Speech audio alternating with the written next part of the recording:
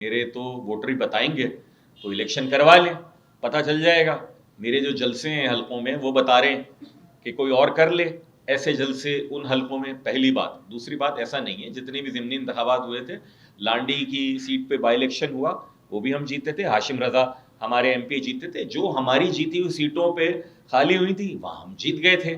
اور 2018 میں تو کیا ہوا تھا, آپ لوگ مجھ سے زیادہ رپورٹ کر رہے تھے.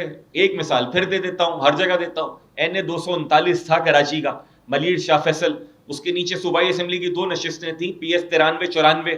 پی ایس 93 سے حمید الظفر صاحب ایم پی اے بن گئے, پی ایس 94 سے محمد حسین خان صاحب ایم پی اے بن گئے. دونوں کو ملا کر تحریک انصاف پر 20,000 ووٹوں کا مارجن تھا, لیکن قومی اسمبلی میں ایم کیو ایم کو وہ 300 ووٹوں سے ہرایا ہوا دکھا دیا گیا. آپ کے سامنے ہم ہر حلقے میں جا کے اس حلقے کے جلسے کر رہے ہیں.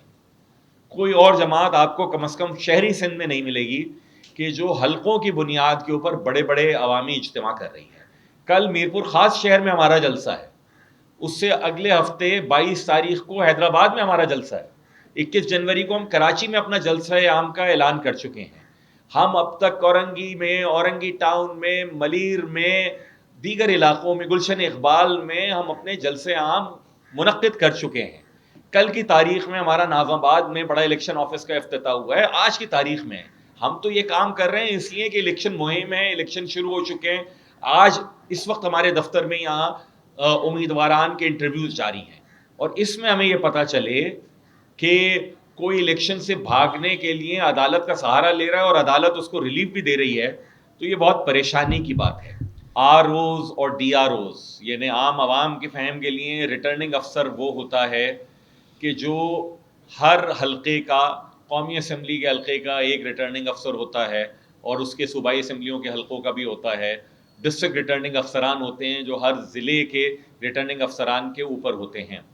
ان کی جو تربیت کا ہیلو چلیں آپ کے ان مائک سے چلی جائیے. ہاں, ان کی جو تربیت کا کام ہے, جو تربیت کا عمل ہے, الیکشن کمیشن آف پاکستان نے اس عمل کو آج کے حکم نامے میں روک دیا ہے لاہور ہائی کورٹ کے فیصلے کی روشنی. عوام کو آپ کے توسط سے یہ بتلانا بہت ضروری ہے کہ پہلی دفعہ نہیں ہو رہا کہ ریونیو افسران ہی ریٹرننگ افسر اور ڈسٹرکٹ ریٹرننگ افسر بنے. 2018 کے عام انتخابات میں بھی الیکشن کے عمل کو جن ریٹرننگ افسران نے اور ڈسٹرکٹ ریٹرننگ افسران نے فیسیلیٹیٹ کیا, مانیٹر کیا, پایا تکمیل تک پہنچایا, وہ سارے کے سارے یہی ڈپٹی کمشنرز اور ان کا عملہ تھا.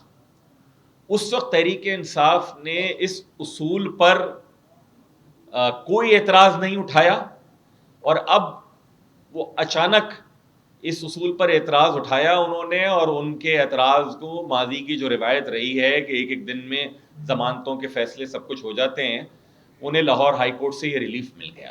نہ 2013 کی طرح ریٹرننگ افسران کا الیکشن کہلائے, نہ 2018 کی طرح آر ٹی ایس کا الیکشن کہلائے, بلکہ 2024 8 فروری عوام کا اور ووٹر کا الیکشن کہلائے. یہ ہمارا مطالبہ ہے. اور پریشانی کی بات یہ ہے کہ شاید لاہور ہائی کورٹ نے یہ بھی فرمایا ہے کہ کوئی لارجر بینچ تشکیل دیا جائے گا.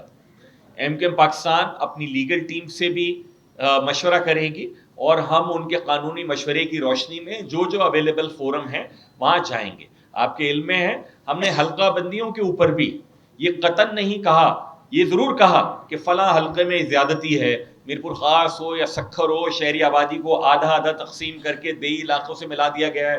کراچی شہر میں کئی حلقوں میں ایسی زیادتیاں کی گئی ہیں, لیکن اس بنیاد کے اوپر ہم نے الیکشن میں مزید تاخیر کا کوئی مطالبہ نہیں کیا.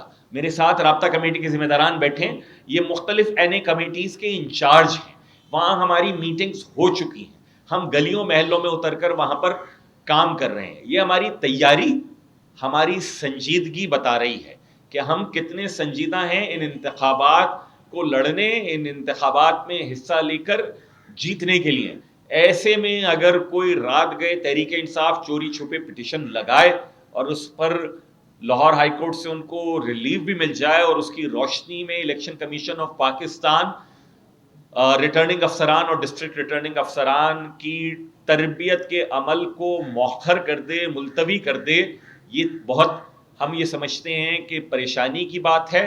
اور اگین اگر اس میں لارجر بینچ کا قیام آتا ہے، دیگر فریقین آتے ہیں، تو پھر کیا ہوگا اور کس کے ایجنڈے کے اوپر ہوگا، یہ سب کے لیے بہت سوچنے کا مقام ہے. یعنی میرے خیال میں ان کے پی ایم ایل این کا فیصلہ اپنا ہے، انہوں نے کس شہر میں فعال ہونا ہے، کس میں نہیں ہونا. وہ تو یہ کہتے ہیں ہم اپنے قائد کو پاکستان لے آئیں. تو اب ان کی نیت پہ میرے پاس کوئی ثبوت نہیں ہے کہ میں اس کے اوپر سوال اٹھا سکوں. جس طرح میں نے پہلے عرض کیا، ہم تیار ہیں الیکشن کے لیے، اور جو بھاگنے والے ہیں ان کو آپ کے توسط سے ایکسپوز کر دیا.